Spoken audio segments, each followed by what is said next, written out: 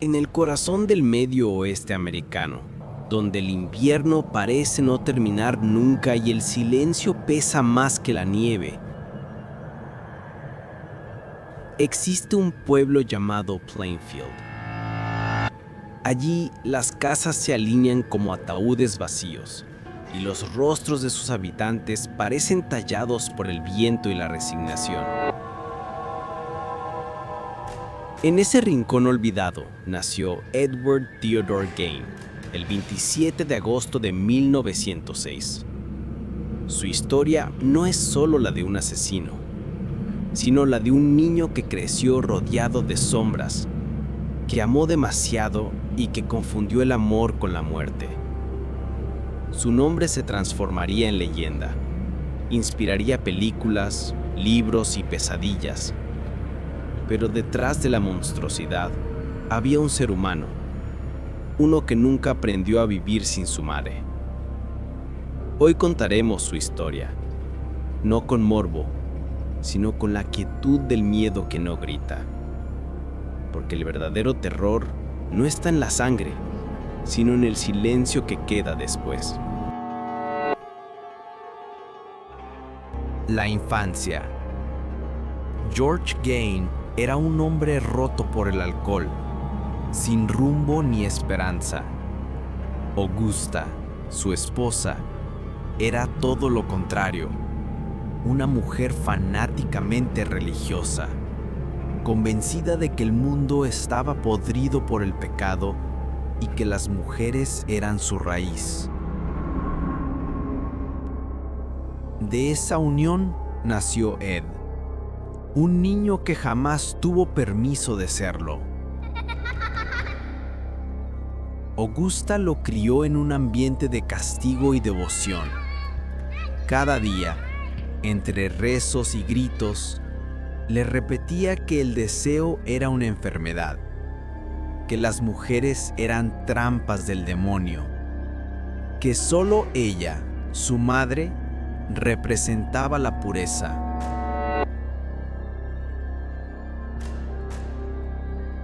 Ed creció aislado. No jugaba, no reía, no conocía otro mundo más allá de su casa y de la Biblia. Su mente comenzó a deformarse bajo esa mezcla de fe y miedo. El amor y el castigo se convirtieron en la misma cosa. Cuando George murió, Ed y su hermano Henry quedaron bajo el dominio absoluto de Augusta. Pero Henry comenzó a rebelarse, a ver la locura en su madre, a intentar alejar a Ed de ella. Y entonces, un día, el fuego arrasó los campos de Plainfield. Al final del incendio, Henry estaba muerto.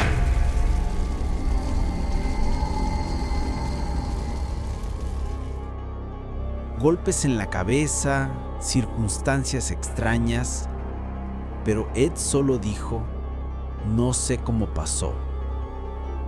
Desde entonces madre e hijo quedaron solos y la casa se transformó en prisión. Una iglesia de madera podrida donde el miedo era oración y el amor condena. La muerte de la madre. En 1945, Augusta sufrió un derrame cerebral. Ed la cuidó día y noche como un sacerdote cuida su altar. Cuando finalmente murió, el mundo de Ed se detuvo. No lloró, no gritó, solo la observó con esa mirada gris que no comprendía la vida ni la muerte. Desde entonces, la casa se convirtió en un mausoleo. Cerró la habitación de su madre y la conservó intacta. Las cortinas, los muebles, el olor del jabón. Todo debía permanecer igual, porque, para Ed, ella no se había ido realmente, solo dormía. Pero en las noches más frías, comenzó a oír su voz, susurros que venían de las paredes, del viento, de su propio corazón. Le decían que podía traerla de vuelta, que la carne tenía memoria. Fue entonces cuando empezó a visitar el cementerio, primero por curiosidad, después por necesidad. Decía que iba a rezar, pero sus manos cavaban buscando lo imposible, el regreso. Los crímenes. Las noches en Plainfield eran tan oscuras que el cielo parecía una sola sombra. En una de esas noches, Ed llevó una pala al cementerio. El viento soplaba con fuerza, pero él no sentía miedo. Para él, no era un crimen, era una resurrección. Comenzó a desenterrar cuerpos, a estudiar sus formas, a tocarlos con una mezcla de devoción y ternura enferma. Cada pedazo de carne era, para él, una parte de su madre. Cada piel, un intento de reconstruirla. Con los años, su obsesión se volvió más precisa, más ritual. Fabricaba objetos con restos humanos, máscaras, guantes, lámparas. Su casa se convirtió en un santuario del delirio. El polvo se mezclaba con el olor a muerte y las voces no lo abandonaban. Pero pronto, los muertos dejaron de ser suficientes. Las voces pedían más. Le decían que la verdadera vida debía venir de cuerpos tibios, de corazones que aún latían. Fue entonces cuando las mujeres comenzaron a desaparecer. Mary Hogan, Bernice Worden. Nombres simples, vidas simples, borradas por el deseo de un hijo que solo quería volver a ver a su madre. El 16 de noviembre de 1957, la policía llegó a su casa. Lo que encontraron adentro fue una pesadilla de carne, máscaras humanas colgadas como trofeos, cuencos hechos de cráneos, y en el granero, el cuerpo de Bernice colgado del techo, abierto como si el alma pudiera salir por la herida. Cuando le preguntaron por qué lo había hecho, Ed solo respondió con calma: quería verla. Quería que mi madre regresara. El juicio y el silencio. En la estación de policía, los agentes no podían creer lo que oían. Ed hablaba con serenidad, describiendo los horrores como si fueran recuerdos cotidianos. No mentía, no se exaltaba. Solo contaba su historia con la calma de quien cree haber hecho lo correcto. Los psiquiatras dijeron que vivía entre la realidad y la alucinación, que veía a su madre en sueños, que hablaba con ella, que sentía su presencia. Ed no buscaba placer, buscaba compañía. Fue declarado mentalmente insano y enviado al Hospital Estatal de Waupun. Allí pasó el resto de su vida, en silencio. Leía revistas, reía solo y a veces murmuraba el nombre de Augusta como si aún lo esperara. Ella me necesita, decía. Yo solo quería mantenerla conmigo. Nunca mostró remordimiento. Nunca entendió por qué el mundo lo llamaba monstruo. Porque, en su mente, lo había hecho por amor.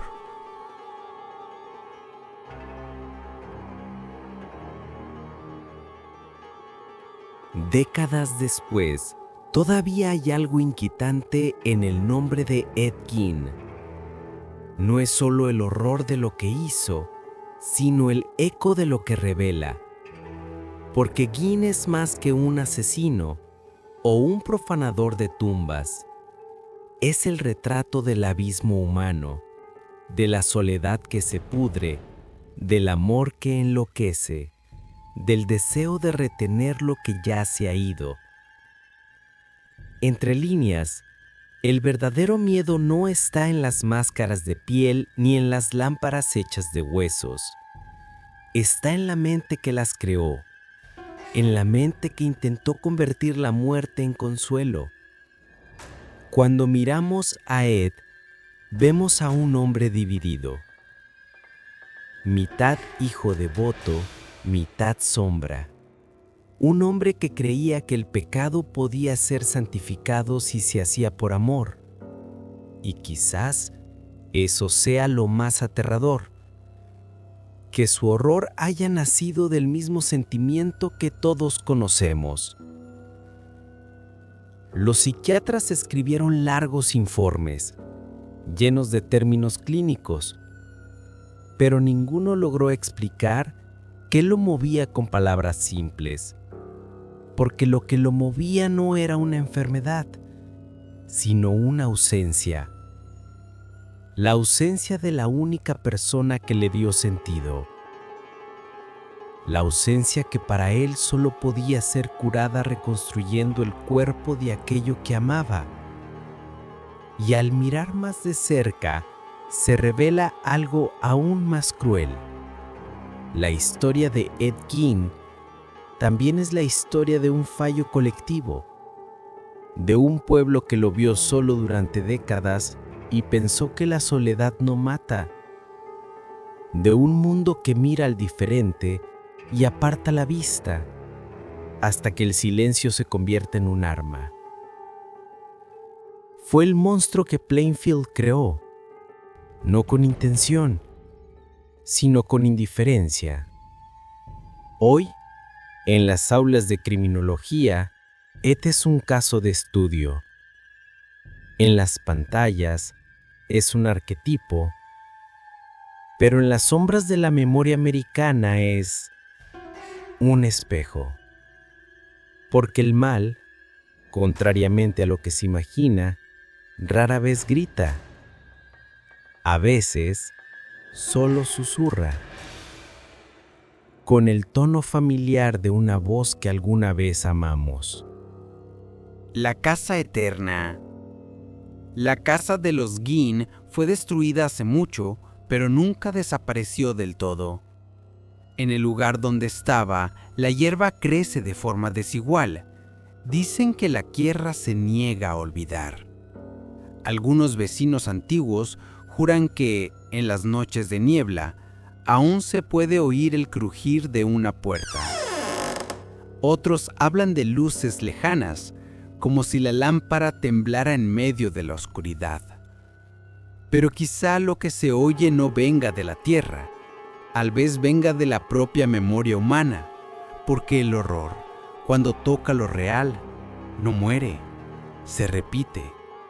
En cada caso de aislamiento, en cada mente rota, hay un fragmento del mismo frío que envolvió a Ed Gein. Y si prestamos atención, entenderemos que su historia no trata solo de él. Trata de la fragilidad de la mente cuando el amor se convierte en prisión. De lo que ocurre cuando la realidad se dobla ante la desesperación. Cuando la fe se transforma en delirio. La granja de Plainfield se volvió polvo, pero el nombre de Ed permanece, grabado en el inconsciente colectivo, como una espina que no puede arrancarse. Algunos estudiosos dicen que no comprendía lo que hacía. Otros creen que, en algún nivel, sabía exactamente lo que estaba creando. Un cuerpo hecho de recuerdos, cosido con pedazos del pasado. Un cuerpo que no respiraba, pero que representaba el único amor que conoció. Y eso es lo que vuelve su historia tan angustiante, porque, al final, el terror de Ed Gein no es sobrenatural, es humano, tan humano que duele reconocerlo. El silencio después del horror. Tras su muerte, el hospital donde vivió Ed recibió cientos de cartas. Algunas lo llamaban monstruo, otras víctima, pero la mayoría solo quería entender.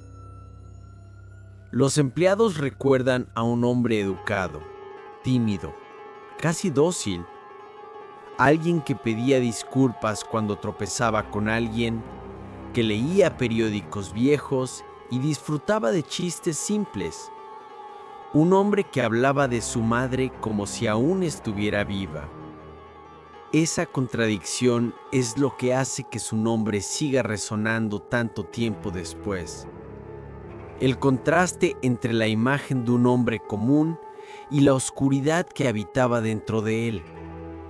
Como si la maldad no tuviera rostro, sino que se ocultara detrás de lo más banal. Ed Lane nunca gritó, nunca se rebeló, nunca mostró furia. Solo amó, del modo equivocado, en el lugar equivocado, hasta que el amor se pudrió. Y quizá por eso su legado asusta tanto, porque en el fondo demuestra que la locura no es un rayo que cae del cielo, es una llama lenta que crece en la soledad. Y cuando esa llama encuentra el amor, lo que nace no es luz, es sombra. El final. El viento sopla sobre las llanuras de Wisconsin, frío y persistente. Las hojas se mueven como si intentaran susurrar algo que el mundo ya olvidó. Allí, bajo la tierra helada, descansa Ed Gein, el hombre que quiso reconstruir a su madre y terminó reconstruyendo el miedo. Y quizás ese sea el punto más oscuro de toda su historia. Nunca quiso ser recordado, pero acabó volviéndose eterno. El nombre de Ed Gein vive entre las páginas de los libros, los rollos de películas, las historias que contamos cuando queremos asustar, pero también cuando queremos comprender lo inexplicable. Es el recordatorio de que la mente humana es un territorio sin mapa y que a veces el verdadero horror no vive en las sombras, sino dentro de nosotros. Porque al final, Ed Gein no fue solo el hombre que mató, fue el hombre que amó, hasta que el amor devoró todo lo que quedaba de él.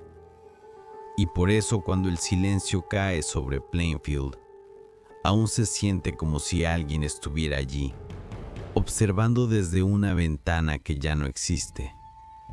Una mirada tranquila, una presencia inmóvil, y tal vez un último pensamiento flotando en el aire.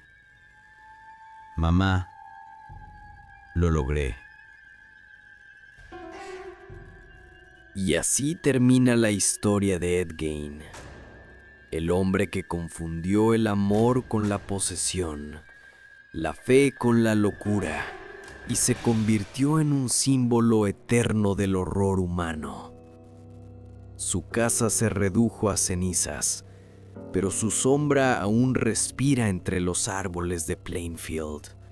Susurra en las noches, como una plegaria que nunca terminó. Porque el verdadero miedo no está en lo que hizo, sino en lo que sentía. En el deseo imposible de revivir el amor con las manos manchadas de muerte. Si llegaste hasta aquí, si escuchaste cada palabra, si te dejaste envolver por esta oscuridad, ahora es momento de regresar a la luz. Antes de irte, deja tu like, suscríbete al canal y comparte este video con quienes también disfrutan de explorar las sombras de la mente humana. Eso ayuda al canal a crecer y me motiva a seguir trayendo historias reales, sombrías e intensas como esta.